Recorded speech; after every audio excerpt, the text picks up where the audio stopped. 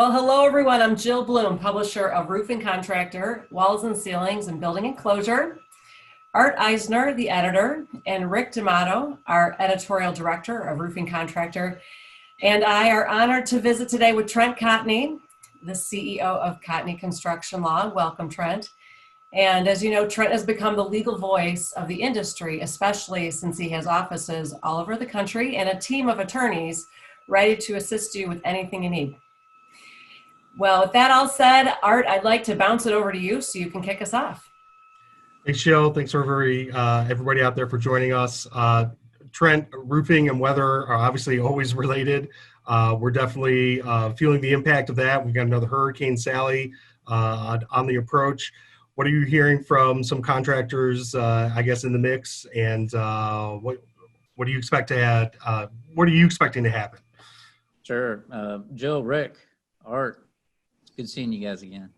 I want to welcome everybody out there. We have been in touch with a lot of our contractor customers in Louisiana, Southern Texas, and Mississippi. The storm, what's interesting about this storm is that it's very slow. And oftentimes it's not the wind speed is obviously an issue, but a bigger concern is flooding and obviously storm surge. Okay, so last I heard it was going about 2-3 miles an hour. It'll probably speed up a little bit as it moves inward, but my concern is flooding.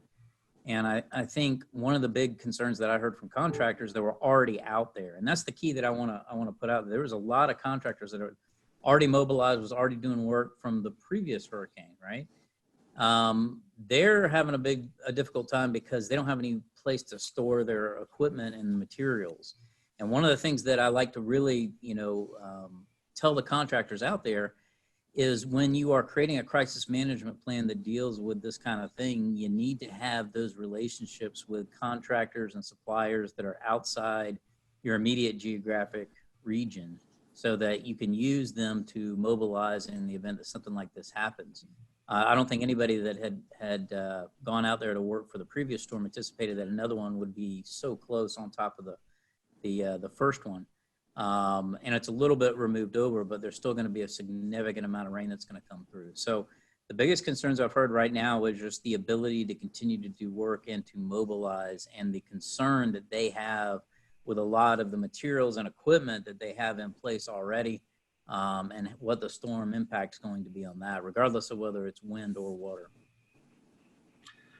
Got it. So, and you touched on one of the points I wanted to hit, that obviously this area was just affected by a major storm, and you think that the biggest concerns are related to what may happen with the storm surge supply and the current supply. What about getting additional supplies into those areas, though, concerning what damage may come? How concerned are contractors about that? It's difficult. There's a lot of work that is being done right now. So it's already putting some strain on supply chains in the immediate vicinity. And kind of like what we talked about last time, as the local suppliers start to run out of stuff, they're going to start sourcing from other areas. And eventually what happens is you've got sort of a trickle-down effect where you start affecting supply chains in areas that weren't immediately affected. Key critical components are obviously fasteners, decking, tarps, shingles, the basic stuff. The more complex items, those tend to be available just because they're not as big a demand. But yeah, definitely plywood, and I would say plywood, tarps, and fasteners are at the top of the list. I know obviously you're a big fan of preparation, and that you've been encouraging contractors to be prepared, or perhaps even stockpile for some of these events. Is part of that happening right now? Is that part of the strain? Some of these ghost purchases, if you will, purchasing supplies in anticipation? Yeah, I think a lot of contractors are starting to do that, and I've had very frank discussions with my friends and customers here in Florida. And, we're all putting money down that we're going to get a 4 or 5 by the time this thing is done. It's 2020, right? I'd be surprised if we don't get a 4 or 5. And if that's the case, then I think a lot of contractors, especially residential, are preparing. They don't want to be in short supply. One of the biggest things that I hit home is just making sure that those lines of communication remain open. It's very difficult to communicate with your crew, with your home office, in the event that your main office is right within the zone itself. But this is the critical time for any roofing contractor, because you want the ability to not only help your employees and help your family, but to make sure that you are out doing business and earning money at the same time. So getting that supply chain together, making sure that you've got that, as well as the logistics of communication, is paramount for anybody in the Gulf area at this point. I think that there's kind of a conventional wisdom out there that if there are supply chain problems, why don't the manufacturers just step up and start producing more if there is going to be a demand, or can they kind of forecast or foresee the potential of that happening like you've talked about? What are the pratfalls? Why isn't it just as easy as doing that? Well, one is it takes time. Okay, it takes the ramp down effect. It's taken, let's see, they started in April, and we're just now seeing its effect. So if they were to turn on the switch right now, it would be a while before that happens. But I think, I can't speak for manufacturers out there, but I'm assuming that they probably aren't going to turn it back on because they are concerned about overall decreased demand because of COVID-19. I know in particular, commercial's been hit to the tune of about 10 to 15%. Residential at some point is also going to get hit. Okay, right now it still remains strong. There's still a lot of work to be done. But as we start getting further and further out and all those extra checks and things start running out, I think it's going to start hitting residential some more as well. Got it. Okay, let's switch gears a little bit and talk about your most recent piece on roofingcontractor.com, talking about liability in construction and overall roofing industry during the pandemic. What are some of the key takeaways from that piece? So what I wanted to focus on was just, we've got a ton of questions from all over the U.S. about legal liability shields and the ability to protect yourself against the unintentional exposure of COVID-19. And it's something, you know, I recently had the privilege to speak to the Roofing Coalition, and one of their big concerns was liability. You know, how does this work? What do you do? You know, what can we do to protect ourselves? And the federal government has talked about it plenty of times. It's been in a variety of stimulus plans, you know, primarily the Republican stimulus plans, but nothing has been enacted yet on a federal level. On the state level, a lot of states have already pushed through some really great plans. You know, for example, you know, Rick, I know you're in Georgia now.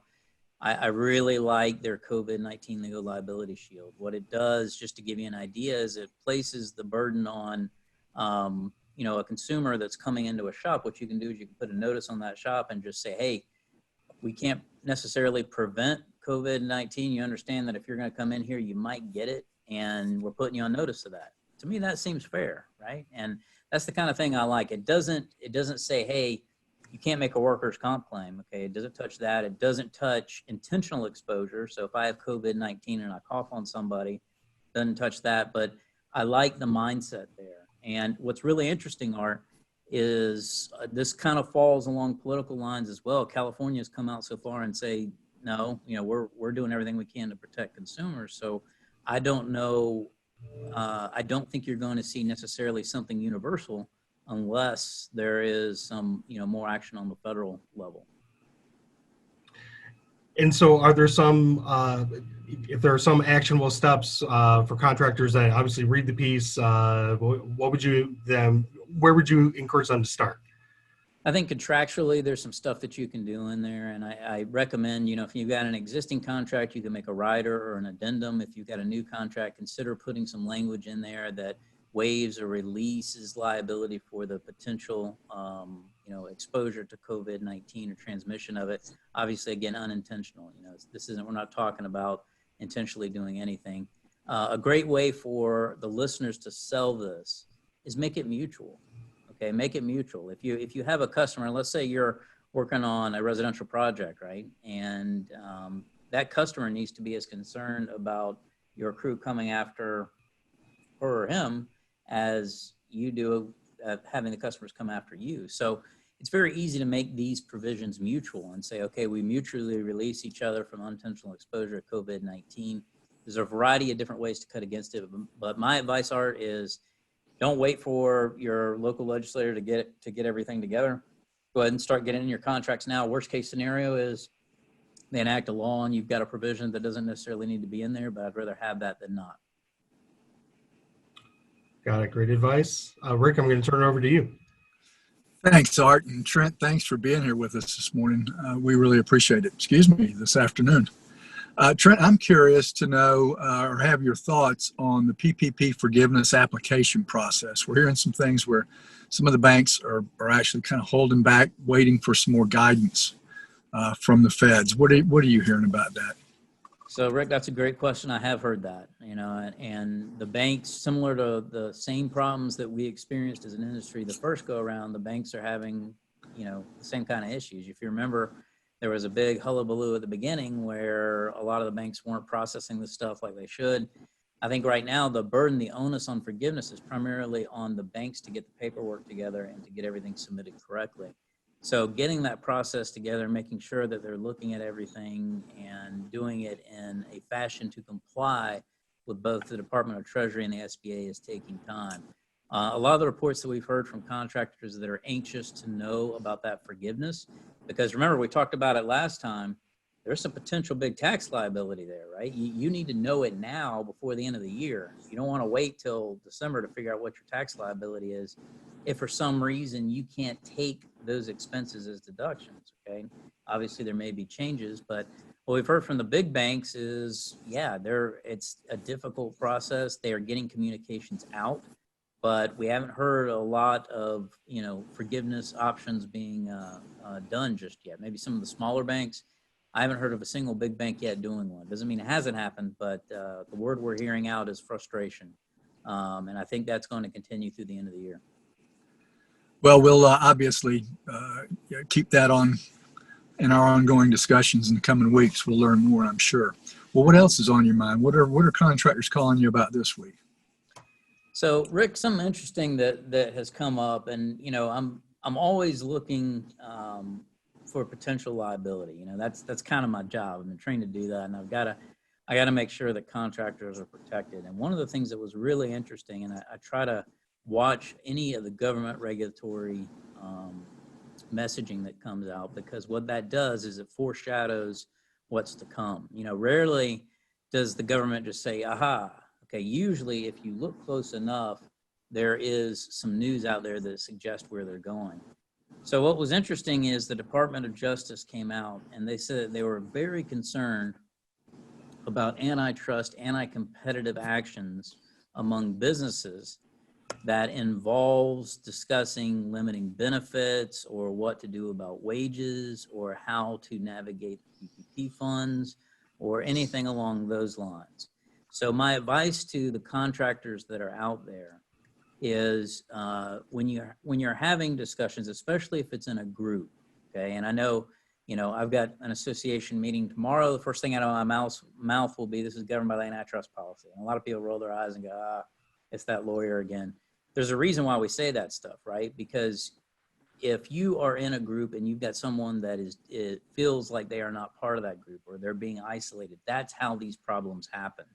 And my advice to anybody is be very, very careful about talking about wages, talking about benefits, talking about how you are doing what you are doing and getting others, your competition, to agree with that, okay? That's what the Department of Justice said. We are actively going to be looking for this.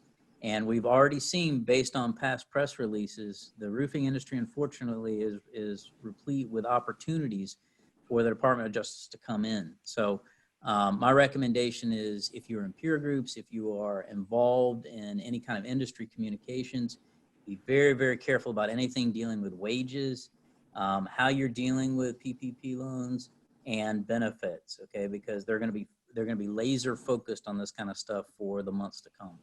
Thanks, Trent. We always appreciate you taking the time to inform and advise our contractor viewers and readers. So, Jill, I'm going to toss it back to you. Sounds great. Yes. Well, thank you, Trent, so much for your time. We always appreciate you giving us some great insight for the week. Thank you to everybody out there who's watching. We hope everybody's staying safe and healthy. If you need to reach us, please make sure to go to roofingcontractor.com or wconline.com. And while you're there, click on the subscribe button. And make sure you sign up for our free digital edition and our free e-newsletter so you're always up to date as to when we're doing all these great interviews with Trent and others. So please, everyone stay safe and healthy, and we look forward to seeing you next time. Hey!